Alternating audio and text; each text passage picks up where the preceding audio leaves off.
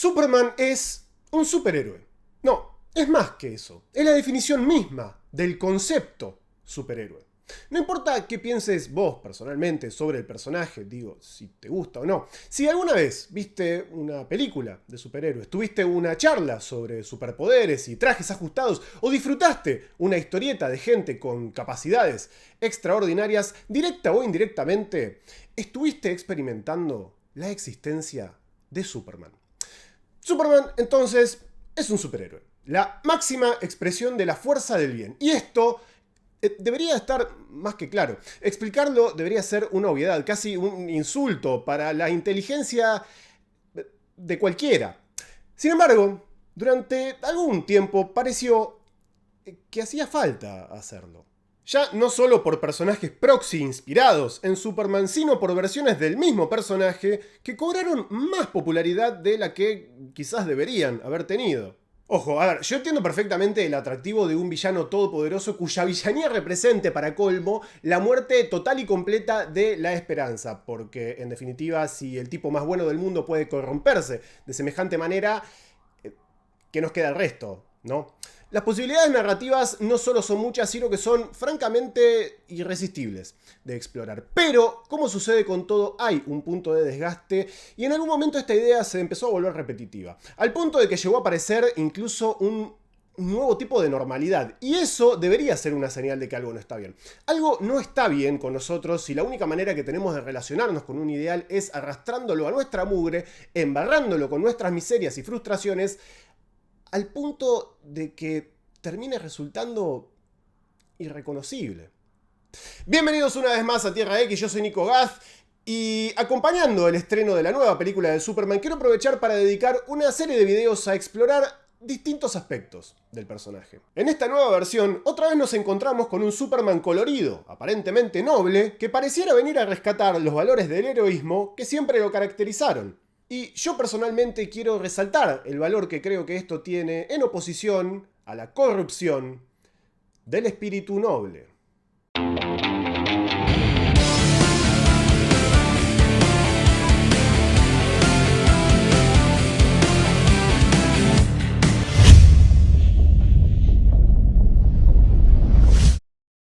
A ver, rebobinemos unos años. Año 2013. Ed Boon, co-creador de Mortal Kombat y poseedor de una sutileza comparable a la de encender un fósforo con una bomba de hidrógeno, toma las riendas de los personajes de DC Comics para un videojuego de pelea en el estilo de la saga que lo catapultó al éxito.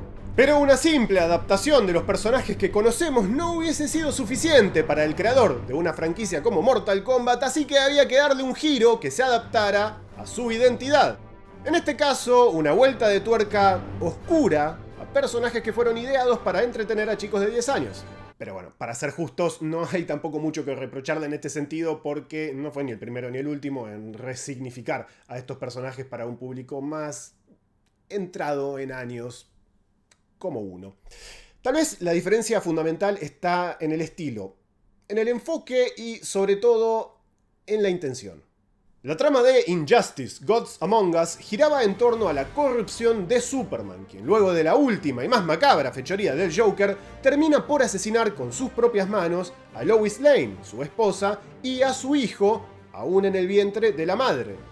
Este hecho hace que el Hombre de Acero enloquezca y pase de ser el más noble de los héroes a un déspota tiránico. Para tener cierto marco de referencia, podemos mencionar que el planteo de base recuerda en algunos aspectos a Kingdom Come, ¿no? Este cómic de Mark Waid y Alex Ross de mediados de los 90, a esta altura un clásico indispensable no solo de DC, sino de la historia del cómic, en el que Superman también perdía a Lois y otros seres queridos de forma violenta, y también por culpa del Joker, y si bien optaba por retirarse un tiempo de su actividad superheroica, se mantenía un poco más en personaje y no se convertía en un asesino psicópata. Y ojo, el primer Injustice me pareció un enfoque bastante digno de esta idea, más allá de que los trajes me parecen todos espantosos. Pero, de hecho, hacia el final de la historia era el Superman bueno, el nuestro, digamos, el que llegaba a este universo paralelo descarriado para arreglar el problema, básicamente, y poner en su lugar a su reflejo malvado. Como final de un videojuego, enfrentar al más grande de los héroes con su lado oscuro es una idea más que interesante y le daba un muy buen peso al conflicto. Creo que mi problema empezó con su secuela y el éxito desmedido que tuvo el cómic de Injustice de Tom Taylor, en el que se cuenta cómo fue que Superman terminó convirtiéndose en un dictador. Mire, yo no sé si fue idea mía en ese momento, pero a un amplio sector del público pareció interesarle más concentrarse en esa idea, que ojo, no era necesariamente mala, pero de repente se empezó a relegar cada vez más a los márgenes del concepto original del personaje y llegó un momento en el que mucha gente, sobre todo de generaciones más jóvenes, empezó a pensar en esta versión como algo representativo de Superman y del universo DC en general. Si no, pregúntenle a Zack Snyder.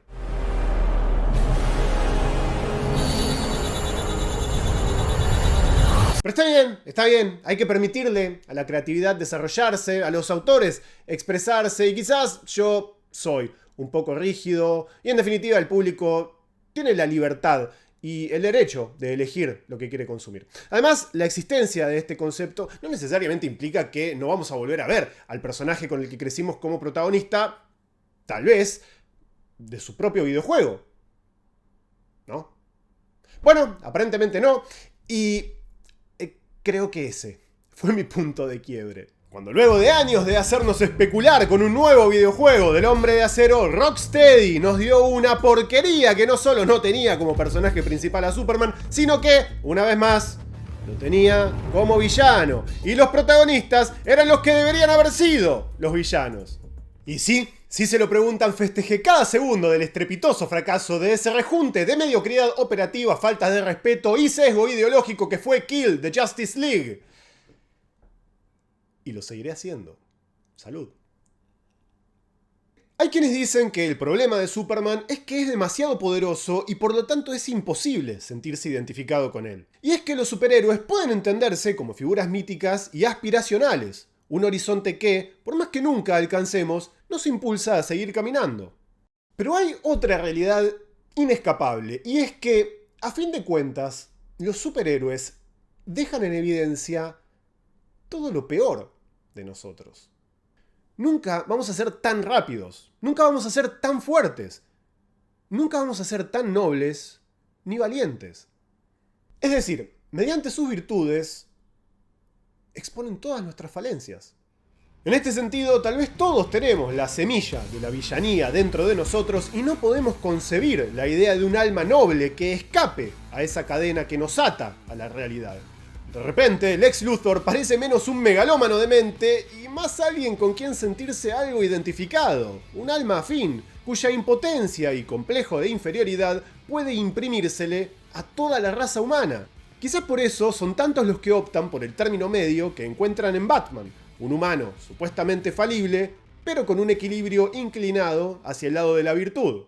Lo irónico es que tanto Lex como Batman pasan todos sus días intentando superar los límites que los atan a su humanidad, mientras que Superman se esfuerza justamente por hacer lo contrario, ser más humano. Tal vez el problema está en entender a Superman como un dios, cuando la realidad es que su experiencia es tan humana como la de cualquiera de nosotros. Sí, desde ya que no podemos relacionarnos con la capacidad de levantar un auto con las manos o tirar rayos por los ojos, pero todos podemos entender la necesidad de pertenecer, la angustia de un corazón roto, el aplastante agobio de la soledad o lisa y llanamente la aspiración a ser mejor persona. ¿Hay algo malo, en definitiva, con querer ser una buena persona? Porque Superman no es más que eso que desesperadamente pedimos todos los días, tras las interminables decepciones con las que nos encontramos en la vida cotidiana. Alguien que intenta ser una buena persona porque cree que es lo correcto. Los valores de Superman son, posiblemente, lo mejor que tenemos para dar como seres humanos. Y no está mal celebrarlo de vez en cuando. ¿Acaso nuestro cinismo no nos permite aceptar esa noción?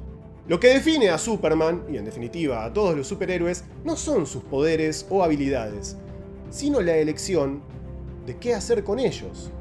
Y eso es algo con lo que, en mayor o menor medida, y en nuestra humilde y mundana escala terrenal, en general una buena parte de nosotros deberíamos poder sentirnos identificados. Ahora bien, ¿dónde se originó esta tendencia de convertir a Superman en un villano? ¿Quién fue el primero que rompió el juguete? ¿En qué momento nos pareció que era necesario corromper al más grande de los superhéroes para poder comprenderlo en nuestros términos? Lo fácil sería apuntar a Alan Moore y su deconstrucción del superhéroe en Watchmen. El Dr. Manhattan es, a fin de cuentas, algo así como Superman si no le importáramos. Pero no, podemos ir un poco más atrás y encontrarnos con otra obra de Moore. Miracle Man, el Superman paternalista, que sabe lo que es mejor para nosotros y nos lo va a dar, queramos o no. Pero tampoco sería correcto decir que ahí está el origen de esta idea. No, hay que ir bastante más hacia atrás, específicamente hasta enero de 1933. The Reign of the Superman, o El reinado del superhombre, fue el primer intento de Jerry Siegel y Joe Shuster por vender a un personaje con el nombre de Superman 5 años antes de la publicación de Action Comics número 1, donde hizo su debut el Superman que conocemos. Siegel y Shuster intentaron vender la idea a distintas revistas, pero ante el rechazo de distintos editores, produjeron su propio fanzine, llamado Science Fiction: The Advanced Guard of Future Civilization, en el que publicaron esta versión anterior de Superman en una historia en prosa, con textos de Siegel e ilustraciones de Shuster. En sus páginas nos encontrábamos con la historia de Ernest Smalley, un científico que creaba una poción que le daría poderes psíquicos a quien la bebiera, y Bill Dunn, un vagabundo que acepta ser parte del experimento de Smalley, ya que el científico no la iba a probar en él mismo. La fórmula funciona, Bill Dunn adquiere poderes extraordinarios y no solo decide usarlos exclusivamente para beneficio personal, sino que determina que Smalley, el científico, único posible obstáculo para sus ambiciones, debe morir. Los planes del científico no eran mucho más nobles de cualquier manera, o sea, ninguno de los dos era una muy buena persona, pero en cualquier caso es Dunn quien triunfa y Smalley quien muere, dejando al superhombre el terreno libre para conquistar a toda la humanidad, o al menos así hubiese sido si se hubiese percatado antes de matar al creador de la fórmula que sus efectos eran temporales. La ambición y el egoísmo de Dunn le terminan costando su poder y debe volver una vez más a ser un vagabundo mendigando para poder comer. La historia evidentemente pasó sin mayor pena ni gloria, así que Siegel decidió reimaginar el concepto. En lugar de poderes psíquicos, dotó a su personaje de poderes físicos. En lugar de un hombre calvo y desgarbado, imaginó un personaje apuesto y musculoso. Y en lugar de un villano entregado a la corrupción del poder, conjuró al más grande campeón de la justicia, un faro de esperanza inquebrantable para los desprotegidos, un alma noble con la sabiduría precisa para entender que sus dones, únicos en el mundo, no podrían estar restringidos meramente al provecho personal. Pensemos que Siegel y Shuster estaban viviendo en la época de la Gran Depresión post-1929. Eran dos chicos judíos, pobres, que para colmo eran tímidos y no eran precisamente populares. Si algo no tenían, era poder. Cuando Clark Kent abría su camisa y la mítica S entraba en escena, Siegel y Shuster dejaban salir todas sus más grandes aspiraciones e ideales para que el mundo viera quiénes eran realmente. Lo que les faltaba de poder físico, les sobraba en imaginación y en la grandeza de los ideales que imprimieron en su creación. El 2 de junio de 1932, el padre de Siegel murió en su negocio a raíz de un paro cardíaco producido por un asalto. Los asaltantes se dieron a la fuga y jamás fueron encontrados. Se cree que es altamente posible que este hecho en particular motivara en Siegel la necesidad de crear un personaje que, en lugar de ser un reflejo de nuestros peores impulsos, representara un faro moral. Pero los héroes pulp de la época ya no eran suficiente. No, este nuevo campeón tenía que estar un paso más allá. Dispuesto a acabar con los males de la sociedad moderna, sí, pero a tono con los héroes de la mitología clásica. No alcanzaba con meramente satisfacer todos los límites concebibles del esfuerzo humano. Había que superarlos. En este sentido, la historia de la creación de Superman esconde un relato de redención, la transformación de algo negativo en algo positivo. En definitiva, la historia del superhéroe en todas sus formas es la capacidad de convertir la tragedia en virtud. Así sea la destrucción de un planeta, el asesinato de dos padres en un callejón de Gotham City o de un amable tío en su casa de Queens. Porque un gran poder conlleva, efectivamente, una gran responsabilidad. Y nuestros mitos, antiguos o modernos, adquieren fuerza dependiendo de cómo los alimentemos. A pesar de no existir de forma tangible en nuestro mundo real, su poder como símbolos es ciertamente innegable. Yo siento que recientemente hay una tendencia a la reconstrucción y un deseo de recuperar a nuestros héroes en su estado más puro. El propio Ed Boon, que mencionábamos anteriormente, luego de años de bastardear a Liu Kang, el heroico protagonista original de Mortal Kombat, lo volvió a convertir en un héroe luego de haberlo convertido en villano. Si bien Zack Snyder no llegó a convertir a Superman en un villano, su intención estaba más que clara, por lo menos para parte de la historia que tenía en mente, con una inspiración más que evidente por parte de Injustice. El motivo por el que hago especial énfasis en adaptaciones a cine o videojuegos es que son estas versiones por lo general las que funcionan como puerta de entrada para la mayor parte del público y son las que terminan consolidando de alguna manera la percepción general que se tiene de estos personajes. Es cierto que ninguna película va a borrar jamás la pila de cómics que existen, pero con el tiempo pueden distorsionar un poco el concepto y crear una nueva normalidad con la que yo por lo menos no estoy de acuerdo. No estoy diciendo que no existan historias alternativas que exploren las posibilidades de un Superman maligno. De hecho, hay algunas que me gustan. Estoy diciendo que ya está, ya se entendió. No olvidemos quién es realmente este personaje. En tiempos recientes, creo que Superman and Lois hizo un buen trabajo restaurando un poco la esencia de Superman para un público más amplio y, si todo sale bien, la nueva película de James Gunn parecería ir en la misma dirección. No sé si va a ser buena, no sé si me va a gustar, pero por lo menos valoro la intención.